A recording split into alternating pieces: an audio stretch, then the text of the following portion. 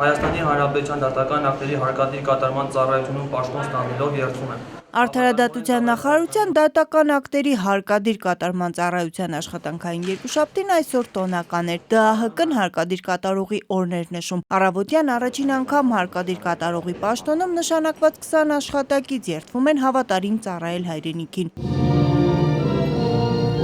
Կեսօրից հետո պարգևատրման արարողությունն է։ Շնորհակալագրերի ու պատվոգրերի են արժանանում տարվա ընթացքում լավագույնս դրսևորված հարկադիր աշխատողները։ Ես այսօր մաղթել եմ բոլորին մեր աշխատակիցներին, ցանկացել եմ ավելի շուտ, որ մենք բոլոր շատ սիրենք մեր հայրենիքը, որովհետև միայն այդ դեպքում մենք կարող ենք լավ աշխատել եւ արդյունավետ աշխատել։ Մենք